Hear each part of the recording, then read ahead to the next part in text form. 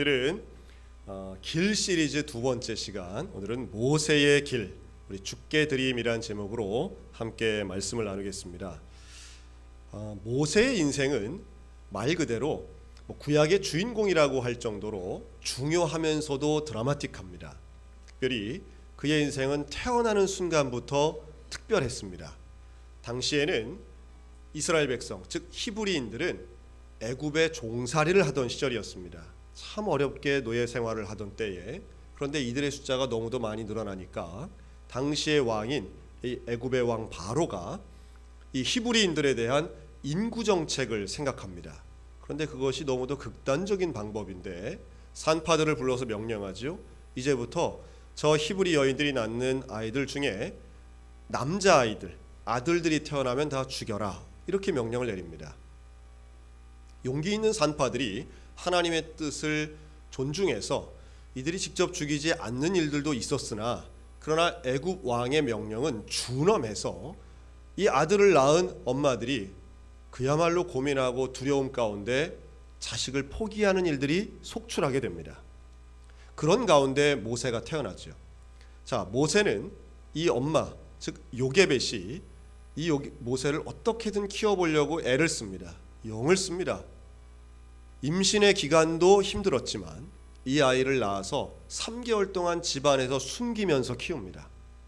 혹여라도 들킬까, 또 자기의 아들은 이미 죽임당하고 빼앗긴 이웃의 어머니들의 불평과 원망의 눈초리도 따가웠을 겁니다. 그런데 요게벳이 키우다 결국 한계에 부딪히지요. 그리고 3개월째 되던 그때에 결단을 내립니다. 바로 갈대 상자에 이 아이를 담아 강물에 떠내려 보내기로 한 것이지요. 탈무드에 이런 내용이 있습니다. 하나님이 자녀를 주시는 이유는 여러 가지가 있으나 그 중에 하나가 부모가 내가 얼마나 무능력한 사람인가를 깨닫게 하기 위해서 자녀를 주신대요. 부모가 자녀를 키우면서 그런 순간이 있습니다. 해줄 수 없는 거예요. 대신 해줄 수 없는 순간이 있습니다. 알면서도 마음이 아프고 안타깝고 미안하고 때로는 너무 속이 상해서 절망하는 순간이 있습니다.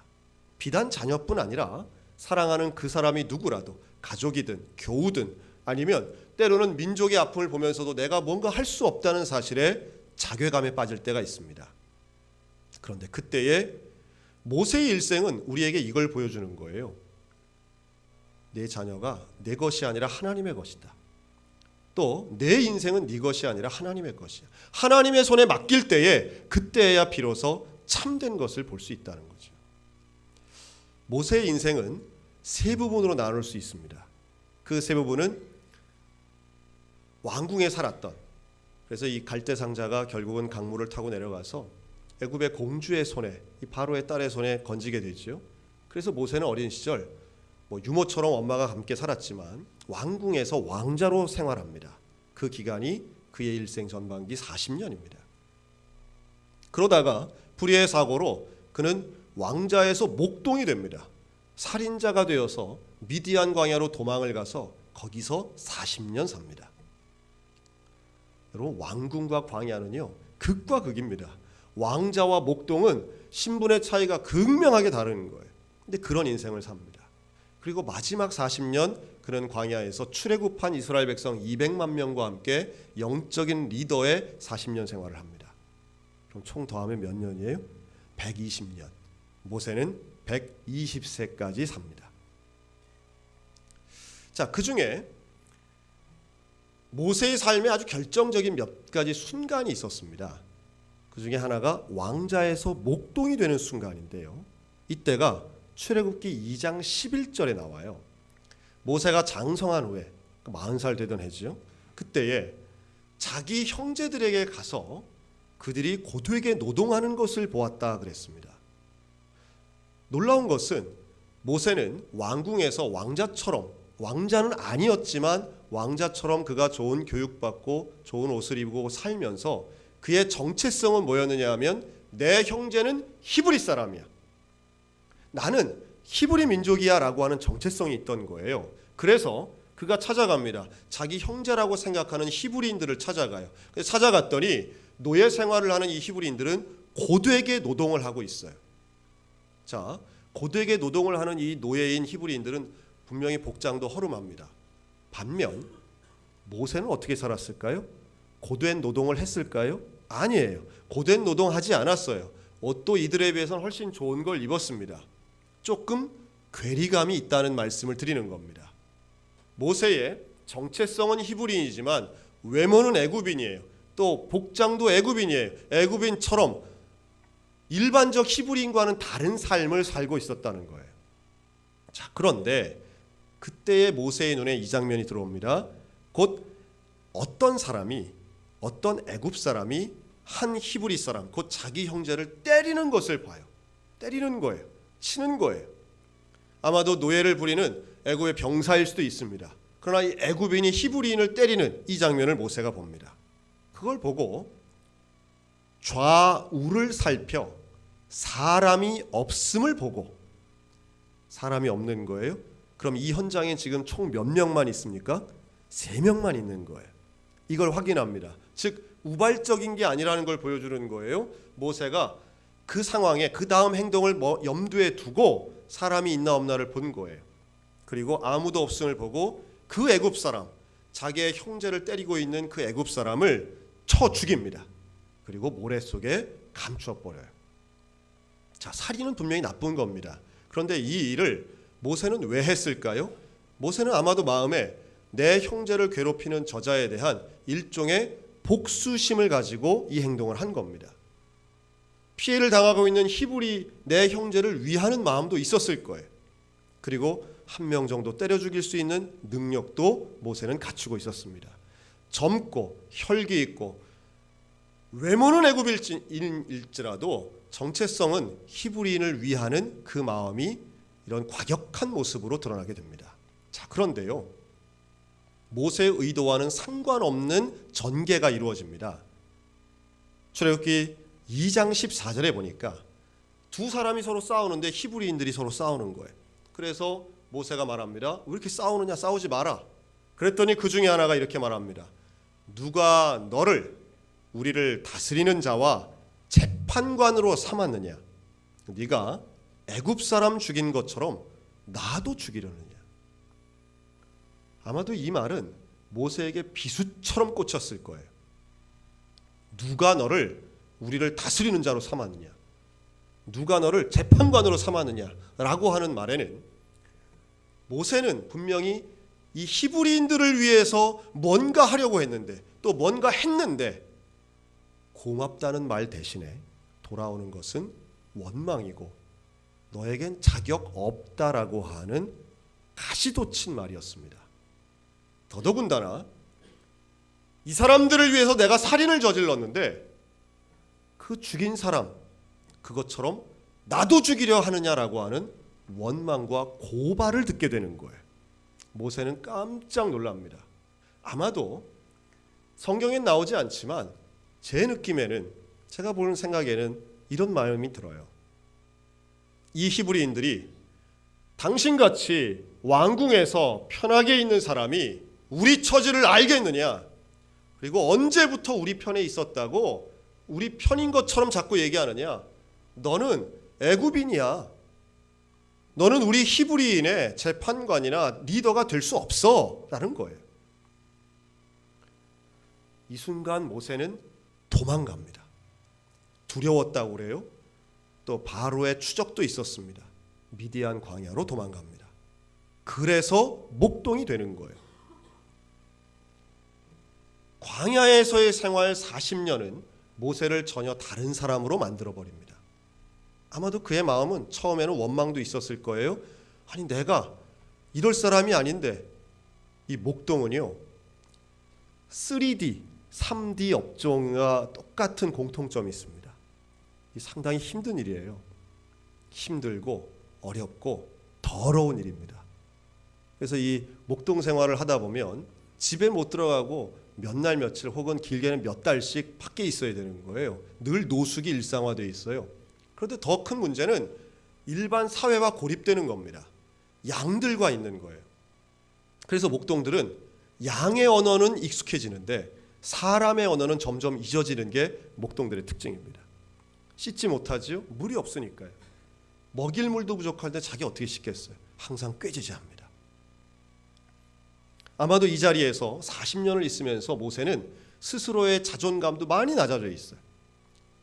과거 왕궁에서 화려했던 것, 초반에는 그것 때문에 속도 상하고 어려웠겠지만 40년 하면서 모세는 어느 순간 목동이 되었습니다. 광야 생활이 익숙한 사람. 이때 나이가 몇 살 됐을까요? 40년 했으니까 80이 됩니다.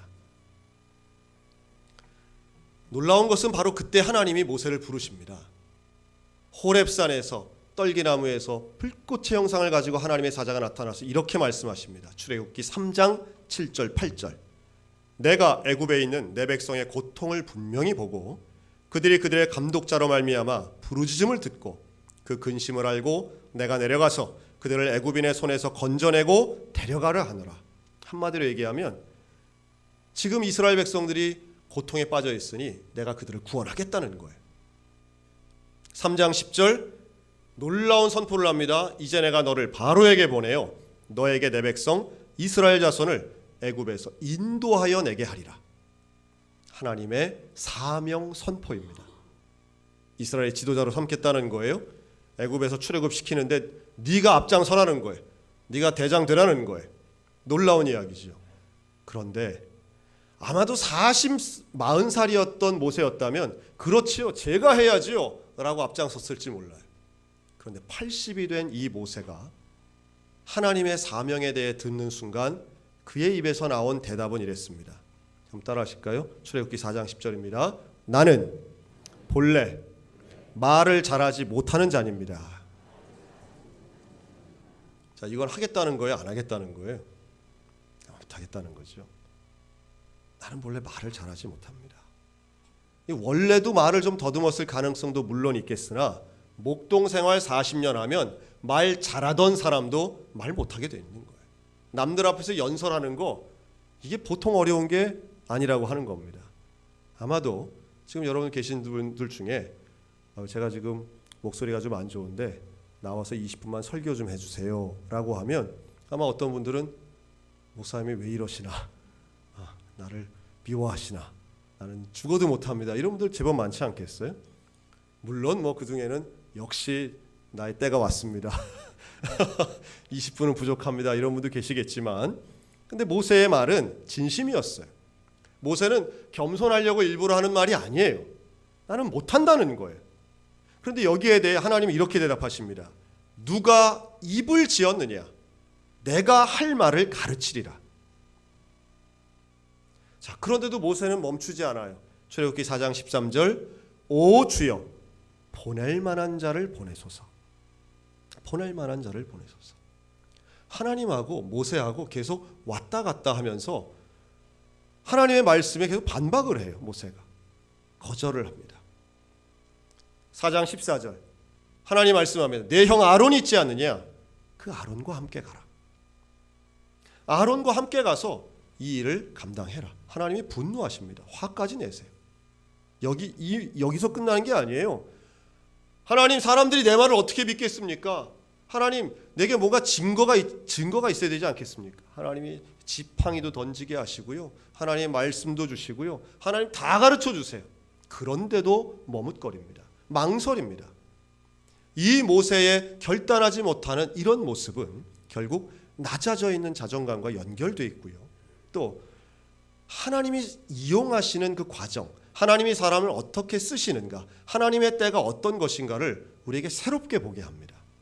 여러분, 하나님은 왜 40살 아닌 80살의 모세에게 나타나셨을까요? 하나님은 왕자였던 모세보다 목동이었던 모세를 통해서 또 한 번의 새로운 모습, 리더로서의 모습을 우리에게 보여주고 계십니다.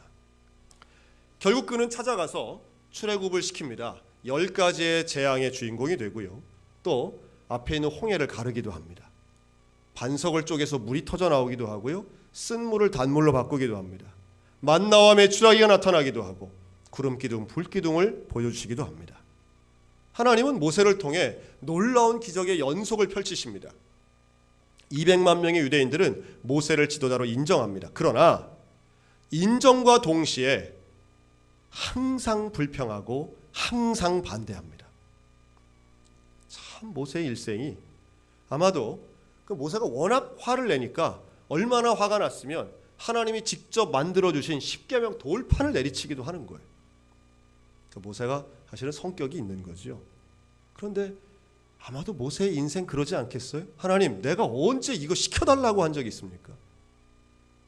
너무도 힘들고 외로웠던 순간들이 참 많이 있었습니다. 그런데요, 모세를 통해 하나님이 하시는 결론의 말씀은 이겁니다. 출애굽기 33장 11절, 우리 다 같이 한번 읽겠습니다. 시작. 사람이 자기의 친구와 이야기함 같이 여호와께서는 모세와 대면하여 말씀하시며. 여러분, 이게 노년의 모세거든요. 그런데 모세와 하나님이 서로 대화를 했다는 거예요. 대면하여 말씀하셨다는 거예요. 누구처럼 대면하여 말씀했답니까? 친구처럼 대면하여 말씀했다는 거예요. 다시 한번 모세의 인생을 되짚어 봅니다. 모세는 태어날 때도 자기 마음대로 태어난 게 아니에요. 어린 시절, 야, 참 이렇게 불행할 수 있나 싶을 정도로 위기를 맞습니다. 그런데요, 모세의 노력이나 원한 것과 상관없이 모세는 특별한 선택을 받아서 왕궁으로 들어갑니다. 아마도 사람들 눈에는 그게 되게 큰 행운으로 보였을 거예요. 왕궁에 가서 살면 좋은 음식 먹고 얼마나 편안하고 무엇보다도 생존할 수 있지 않느냐. 그러나 40살이 된 모세에게 있어서 왕궁의 생활은, 여러분, 왕궁에 있으면서 그가 애굽의 왕자의 대접을 잘 받았겠습니까? 왕궁 밖에서 볼 때는 화려한 삶이었겠으나 왕궁 안에서의 모세는 애굽인도 아니요, 혈통적으로는 왕자도 아닌 이도저도 아닌 존재였을 거예요. 그는 절대로 왕이 될 수 없어요. 그 치열한 경쟁 구도 속에서 그는 항상 삼류일 수밖에 없었을 겁니다. 그렇다고 해서 내 혈통을 따라 히브리인들에게 가도 그들은 우리가 언제 누가 너를 지도자로 뽑았느냐 라고 하는 원망의 소리를 듣는, 이 자리든 저 자리든 자기의 자리가 없던 것이 모세의 딜레마였던 거지요. 비천하긴 하지만 안정되게 목동의 생활을 하고 있었는데 그때 원치 않았던 하나님의 부름을 받습니다. 그리고 막중한 책임감을 가지고 여기까지 온 거예요. 여기까지 왔어요. 아마도 모세는 그런 얘기 했을 거예요. 야, 어떻게 내 인생 살면서 내가 원하는 대로 된 게 하나도 없네. 원할 땐 안 되고 어떻게 내가 계획해서 된 건 하나도 없냐. 아마 여러분 이 자리에 계신 분들 중에도 그런 분들 계실 거예요. 여기까지 왔는데 내가 계획하고 내가 원해서 혹은 내가 뜻한 바가 척척척 돼가지고 오늘 이 시간까지 왔다, 이런 분 아마 거의 안 계실 거예요. 어떻게 이 상황까지 왔는지 잘 설명할 수 없는데, 그런데 모든 것을 이루시는 분 여호와 하나님이신 줄로 믿습니다. 마지막 120세가 된 모세를 하나님이 부르십니다. 어디로 부르시느냐? 느보산으로 부르십니다. 저는 신학생 시절부터 이 느보산을 그렇게 가고 싶었습니다. 느보산은 이스라엘에 있지 않습니다. 느보산은 요르단 땅에 있습니다. 왜 그럴까요? 이 느보산에서 하나님은 마지막으로 모세에게 이렇게 말씀하십니다. 네가 저 가나안 땅을 볼 수는 있겠으나 들어갈 수는 없다. 여러분, 이때 모세의 나이가 많기는 했지만 성경은 분명히 말씀합니다. 모세가 기력이 약하지 않았고 그는 건강했고 그는 눈 시력도 좋았고 그에게는 아직도 활력이 있었다라고 말해요. 아직 할 수 있는 능력이 있는 거예요. 그리고 저 가나안 가기 위해서 온갖 고생과 모든 시간과 하나님의 부름을 받았던 그 사람이 바로 모세예요. 그런데 하나님 말씀하는 거예요. 너 갈 수 없어. 너는 여기까지야. 넌 여기까지야. 넌 여기서 사라져야 돼. 하나님의 말씀 앞에 놀라운 것은 모세가 단 한마디도 대꾸하지 않는다는 거예요. 출애굽기에서 보여줬던 그 모세의 말들, 나는 말을 잘 못합니다. 주여 보낼 만한 자를 보내소서, 증거를 보여주소서, 그 말하던 모세가 아닌 거예요. 하나님의 말씀에 반대를 하거나 질문을 하거나 여기에 대해서 다른 태도를 일절 보이지 않고 그 느보산에서 모세는 그 말씀대로 거기서 죽고 사라집니다.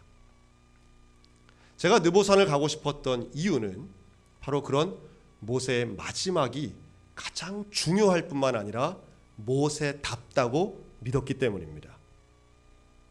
그리고 그곳에 제가 7년 전에 한번 갔었는데요. 그 느보산에 올라가서 내려다 볼 때에 참 감격이 몰려오더라고요. 모세가 저걸 보면서도 못 갔구나. 저걸 목표로 해서 저기로 가는 것을 목표로 해서 일생을 달려왔는데 가보지 않는 것을 불만스럽게 생각하지 않았구나. 부족하다 여기지 않았구나. 모든 것을 전적으로 하나님께 맡기고 드린 사람의 마지막에 가장 온전한 모습이 바로 이 느보산 꼭대기에서 이루어졌구나. 그리고 기도했습니다. 하나님, 나의 마지막이 순종이 되게 하여 주옵소서. 고집을 부리거나 내 목소리를 내거나 억울해하거나 하지 않게 하시고, 하나님이 여기까지라고 하실 때 그걸 너무도 기쁘게 자연스럽게 받아들이는 주의 종 되게 하여 주옵소서. 아마도 일주일 후에 다음 주 이 시간엔 제가 아마 저기 다시 한번 가 있을 겁니다. 지금 일정이 그렇게 되어 있습니다. 두 번째 갈 때는 저는 다시 한번 하나님 앞에 하나님 그 약속을 잊지 않고 여전히 유효하게 모세가 갔던 길 저도 가게 하여 주옵소서. 제가 그 첫 번째 갔을 때 기도할 때에 저는 그리고 몇 년 후에 제가 춘천에 올 줄은 꿈도 꾸지 않았습니다. 제 일생도 생각해 보니 제가 계획해서 산 게 아니더라고요. 제가 원해서 산 게 아니더라고요. 제가 주장하고 간절하게 원해서 된 것이 아니라 하나님의 인도하심 가운데에 여기까지 왔는데 앞으로도 인도하심을 받기를 소원하고 있으며 또 그 인도하심이 여러분 우리 각자에게 바라는 뭔가 꼬린 지점이 있지 않습니까? 그런데 내가 기대하고 내가 생각한 꼬린 지점보다 훨씬 짧다 할지라도 넌 여기까지야 하면 그것이면 충분한 줄로 믿습니다. 어찌 보면 요게벳의 노래에 나오는 너의 참주인, 너의 참 부모이신 그 하나님께 너의 삶을 맡긴다라고 했던 그 요게벳의 노래의 가사처럼 모세의 일생은 하나님께 전적으로 드리고 맡기는 인생으로 완성된 줄로 믿습니다. 여러분 우리의 삶 가운데 하나님이 주시는 때로는 내 인생에 왜 이런 일이 있지? 내 삶에 왜 이런 일이 있지? 내 자녀를 왜 떠나보내야 되지? 내가 왜 이 광야에서 이 고생을 해야 하지? 내가 왜 이 억울한 꼴을 당해야 하나? 하나님은 왜 나에게 이런 이상한 일을 맡기나? 내가 할 수 없는 사명을 왜 나에게 주시나? 그러나 하나님과 대면하여 하나님과 말씀하고 교제하고 예배하고 내 삶을 온전히 맡기면 모든 것이 합하여 선을 이루게 될 줄로 믿습니다. 억울한 것이 아니라 감사한 거예요. 안타깝거나 모자란 것이 아니라 하나님 편에서는 모든 것이 완성되는 줄로 믿습니다. 여러분 자녀도 가정도 교회도 직장도 하나님의 손에 온전히 맡기는 나의 참주인 되시고 나의 참부모 되신 그 여호와 앞에 오늘도 믿음으로 걸어가는 온전한 주의 백성들 다 되시기를 우리 주님의 이름으로 축원합니다. 아멘.